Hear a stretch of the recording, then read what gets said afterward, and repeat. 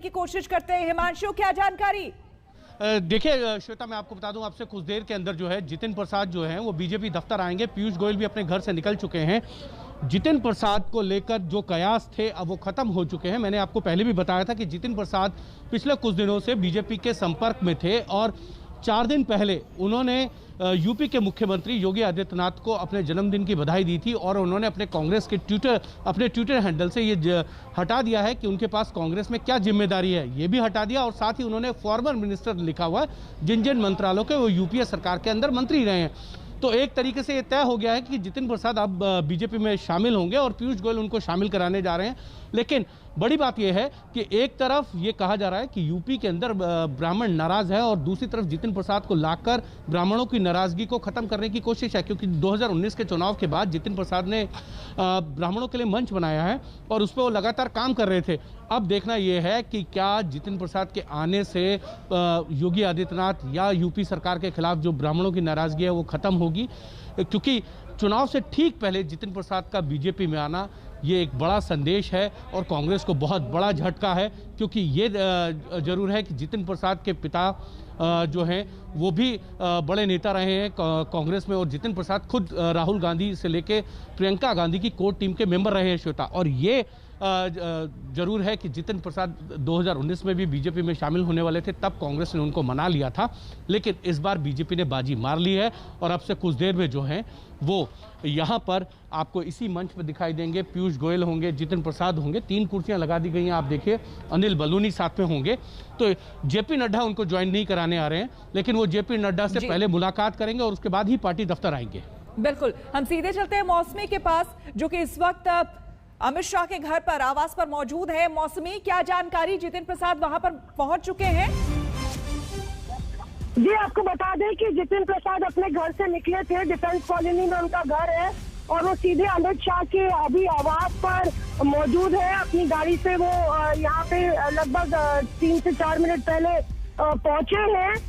कृष्णा मेनन मार्ग पे उनकी मुलाकात अभी गृह मंत्री अमित शाह से हो रही है और ये वो वक्त है जब लगातार ये दूसरी बार है पिछले 1-2 साल में जब कयासबाजी जोरों पर थी कि जितिन प्रसाद भाजपा ज्वाइन कर रहे हैं। पर इस बारी वाकई में वो तस्वीरें जिसमें उनकी गाड़ी बीजेपी के पूर्व अध्यक्ष और गृह मंत्री अमित शाह के घर से जाती हुई इस बात की पुष्टि कि जितिन प्रसाद ने अब पाला बदल लिया है। राहुल गांधी के राइट हैंड मैन, काफी राहुल टीम के एक अहम सदस्य रहे जितिन प्रसाद दूसरे ऐसे मेंबर है ज्योतिरादित्य सिंधिया के बाद जो आप भाजपा का दामन थामने वाले हैं। और ये ठीक जो उत्तर प्रदेश के असेंबली चुनाव है उससे पहले ये एक करारा झटका है कांग्रेस को, क्योंकि लगातार ब्राह्मण फेस को लेकर जितिन प्रसाद की एक अहम पहल थी उत्तर प्रदेश की कांग्रेस की रणभूमि में। और यहाँ से जितिन प्रसाद आप भाजपा के नारे को बुलंद करते हुए नजर आएंगे। तो देखना होगा कि आखिर प्रियंका गांधी वाड्रा जिनके पास उत्तर प्रदेश की कमान है वो कैसे देखती है। पर मुझे लगता है किसी भी वक्त अब जितिन का काफिला बाहर निकल सकता है और सीधे कूच भाजपा दफ्तर की ओर। बिल्कुल, चूंकि आप अच्छी पकड़ रखती हैं इधर मौसमी कांग्रेस की हलचलों पर और उस बीट पर, आपसे जानना चाहेंगे ऐसे कई नेता हैं, जब ये जितिन प्रसाद का नाम ही सामने आ रहा था और भी कुछ नेता हैं जिनका नाम सामने आ रहा था, क्योंकि एक लंबी लिस्ट अब तैयार कांग्रेस के अंदर हो गई है जो कि असंतुष्टों की लिस्ट है। उसमें सचिन पायलट भी शामिल थे, उसमें आनंद शर्मा भी शामिल थे। तो क्या कांग्रेस क्या मना पाने में अपने नेताओं को, सिपह सालारों को क्या असमर्थ साबित हो रही है, ये मान लें हम? देखिए, एक तरफ जो आप बात कह रही है कि अपने सिपह सालारों को मना पाने में असंतुष्ट या असक्षम साबित हो रही है, दूसरी तरफ राहुल गांधी की ये सोच है जिसको जाना है वो जाएंगे। पहले आदित्य सिंधिया भी गए थे तो राहुल गांधी ने ये 2 टूक कह दिया था कि सिंधिया उनमें से कुछ लोगों में से थे जिनकी बैठ जो 10 जनपद में सीधे आ सकते थे, मेरे सीधे आ सकते थे। और उसके बाद तो एक तरफ गांधी का ये मानना है जिसको जाना है वो जाए। कांग्रेस बिल्कुल, लेकिन पार्टी क्या ये नीति सही है, इस पर हम चर्चा करेंगे। अशोक सिंघल हमारे साथ जुड़ चुके हैं। अशोक, आपसे जानना चाहेंगे, एक पुरानी पकड़ आपकी भी इस राजनीति जो इस वक्त दिल्ली में सब कुछ चल रहा है उस पर भी है। ये बताइए, जिसको रहना है रहे, जिसको जाना है जाए, इस सोच की वजह से आज कांग्रेस में असंतुष्टों की संख्या बहुत लंबी हो गई है। इसीलिए आज जब बीजेपी में बड़े नेता के शामिल होने की कांग्रेस की बात आई कि कांग्रेस का कोई बड़ा नेता शामिल होगा, तो लिस्ट बड़ी लंबी थी। बिल्कुल, इसमें कोई दो राय नहीं है। कांग्रेस में बहुत से ऐसे नेता हैं जो पार्टी से बाहर जाने की कोशिश कर रहे हैं या तैयारी में हैं, असंतुष्ट हैं।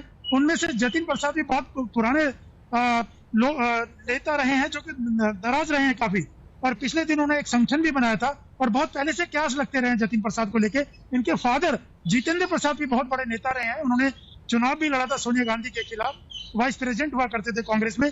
लेकिन कांग्रेस में ऐसी सिर्फ जतिन प्रसाद नहीं, और भी बहुत से नेता हैं, चाहे यूपी की बात करें, चाहे हरियाणा की बात करें, जम्मू कश्मीर की बात करें, तमाम राज्यों में ऐसे नेता मिल जाएंगे जो कि कांग्रेस की कार्यप्रणाली, राहुल की कार्यशैली से काफी नाराज है और गाय बगाए सामने भी आते रहते हैं।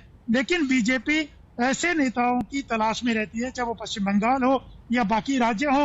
अब क्योंकि यूपी में चुनाव है सर पर, तो और जतिन प्रसाद ब्राह्मण चेहरा है बहुत बड़ा, उन्होंने काफी काम किया है ब्राह्मण जो कम्युनिटी है उनके बीच में, तो बीजेपी को ऐसे नेता की तलाश थी जो कि चुनाव में फायदा हो सके। और जतिन प्रसाद की छवि काफी अच्छी रही है, वो यूपीए में मंत्री भी रहे हैं, एमओएस रहे हैं मनमोहन सिंह सरकार के अंदर, तो काफी लो प्रोफाइल नेता हैं, लेकिन काम जमीनी तौर पे काफी किया और पिछले काफी दिनों से संतुष्ट थे। और ये गाय बगाए उनकी सब चीजें सामने भी आती रहती थी। और इतना ही नहीं, और भी बहुत से नेता हैं जो कि मौके की तलाश में हैं कि कांग्रेस से कब वो बाहर जाए और बीजेपी या दूसरी पार्टियों में जाके शामिल हो जाए।